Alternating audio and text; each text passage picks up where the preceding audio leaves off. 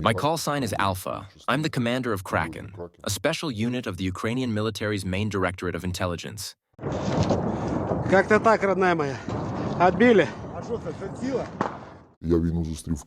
I first encountered the war in Kyiv, specifically in Irpin, Bucha. We were there.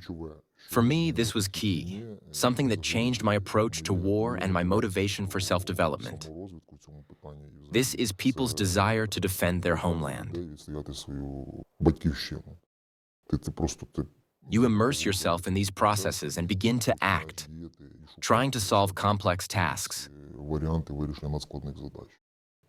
Later, during various operations, my thinking changed, approaches and motivation changed. The losses of people also influence psychology.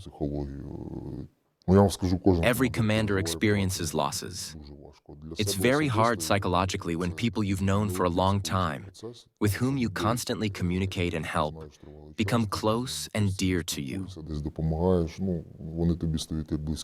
And then, at some moment, you realize that you will never see this person again.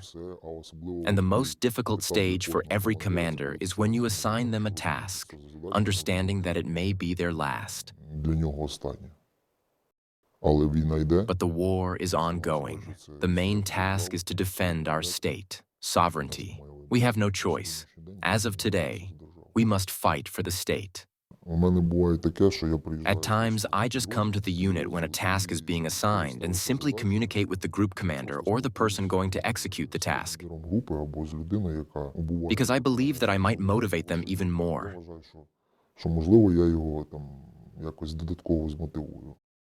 Honestly, there were cases when I even made a vow to do certain ascetic things if people would return alive.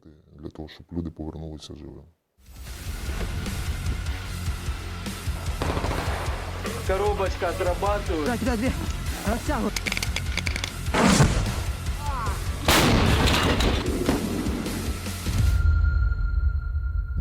Some were successful, others unsuccessful. We all receive tasks from commanders. There were cases when you assign certain servicemen a task.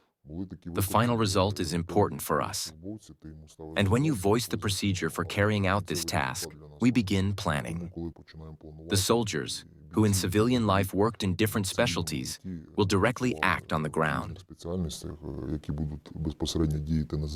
We take their opinions into account, and he tells the commander, "Here is such a situation. Let's do it this way. Deviate from the original plan." Why?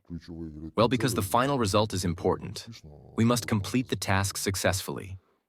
So I ask him, "Are you sure?" He says, "Everything will be fine." When you see that the person who will directly execute the task says, "I am sure," you can't say no, or that you don't trust them. I trust them, and we make certain decisions. We follow the proposals they give because, in intelligence, there is such a thing where every soldier has the right to a voice, and the commander ultimately makes the decision. That's our method.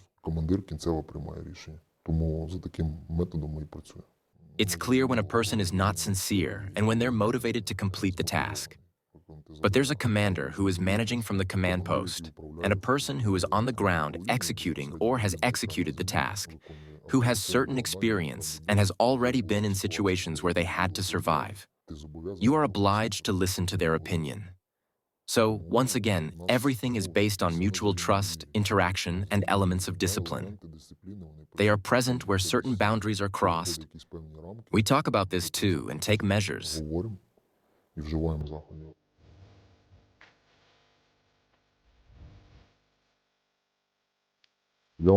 Personally, I consider Kirilo Budanov an experienced leader.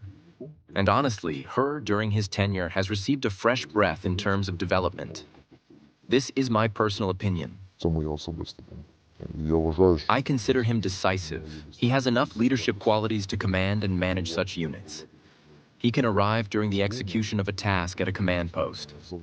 Moreover, he might go out to a position where it's not very safe and motivate the personnel.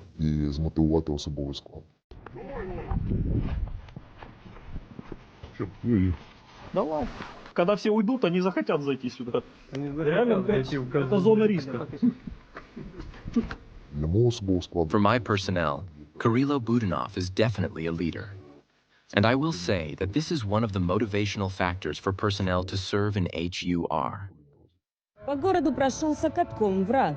Они не оставили ни одного целого дома. Сами оккупанты вели себя очень жестко. Ну, вот такие истории в очередной раз показывают, с кем мы имеем дело и почему Россия начала специальную военную операцию.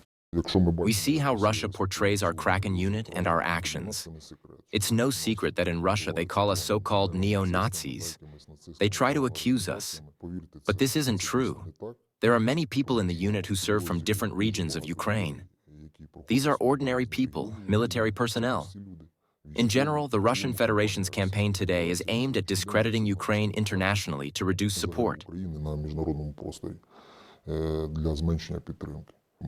But we're focused on the war, on the successful execution of combat missions. As for prisoners of war, I will say frankly that for us, this is first and foremost an exchange fund. We have prisoners, we have the bodies of missing deceased who are located in occupied territories. And these people who, unfortunately, yes, unfortunately, came here to kill us. We take them prisoner and use them as an exchange fund. Well, beforehand, we obtain some information about the enemy who is directly in front of us. But if we speak frankly, they are not the top strata of Russia's population. They are either convicts or those who have the lowest social status. And for them, the issue of money is important. That's why they came here. Some people were captured on the third day after signing a contract. There were also those who simply came to our positions themselves. They said, "Take us, because we haven't eaten or drunk for 6 days." There was a story that 6 Russians, a whole group, came voluntarily. Because we intercepted communications from the Russian side, where their commander gave the task and said that if they returned, they would be zeroed out. They understood this. If you return, they will shoot you. And so they surrendered voluntarily. Some we captured during direct combat, or when a person is either wounded or immobilized. This is key to how we work with prisoners, but not a single prisoner has died with us. I can say frankly, there were even Russian instructions who said if you don't surrender, you must commit suicide, shoot yourself. We found instructions written out about how to do it.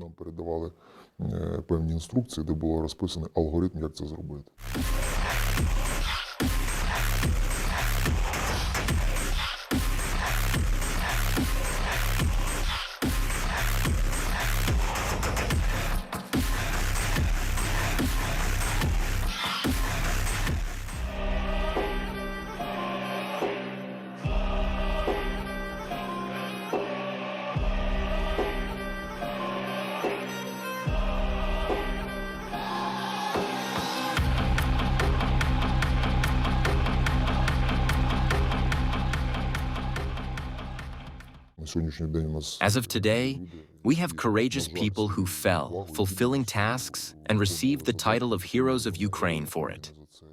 I believe that their example for me and all the fighters of the unit is something we must look up to, and we need to avenge these losses. This motivates the personnel even more, because losing their leaders, every operation, looking at the actions they take, this is key. We educate new fighters who join the unit. We tell them about those guys who heroically completed tasks, who died heroically. And this is what motivates both the new recruits and the young personnel.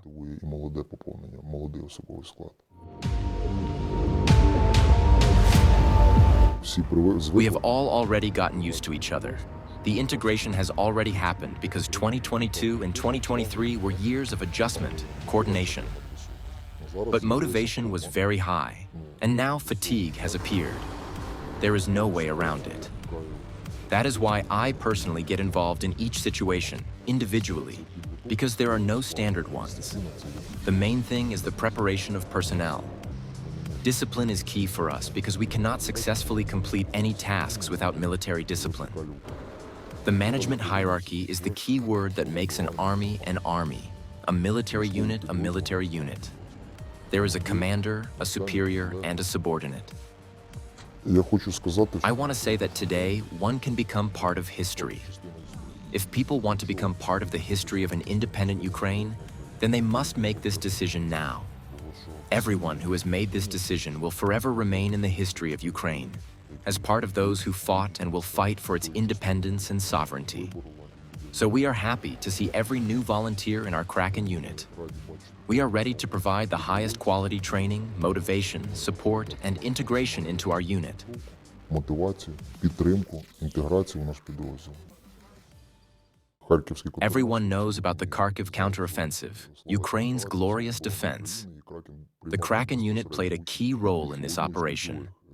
Approximately 2,500 square kilometers and about 15 settlements were liberated. Everyone is especially aware that the Kraken unit was created in Kharkiv from various social groups of the population. I believe that this, along with motivation and all these aspects, was the key to the success of the Kharkiv operation. Then there was the Kupiansk sector, where we prevented the enemy from cutting off our military grouping and supported the defense forces. Then there was the story of the Liptsi forest, which we call Kharkiv 2.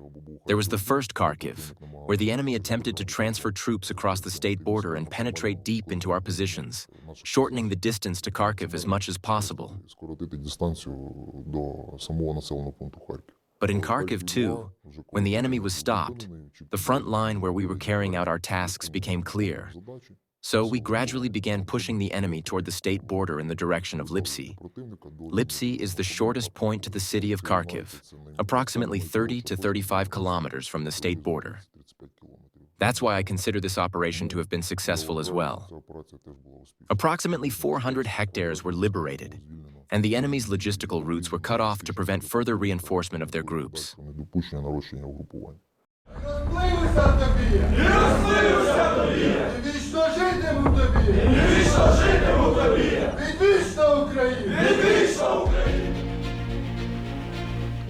For me, victory is, first and foremost, when active combat operations come to an end, when civilians stop dying, when our personnel stop dying. Considering all the political statements in the media space right now, I do not think about it yet. Because while we think about victory, about some kind of peace, the enemy continues to advance on the front. You see this daily in the news. That is why our task today is to stop the enemy as much as possible, stabilize the front line, secure our positions, and only then talk about some kind of peace, a ceasefire, and the end of hostilities. And I want to add that all those willing are invited to join the Kraken unit. We are always ready to accept people who are willing to share our fate. Людей, які готові розділити з нами нашу долю. Дякую.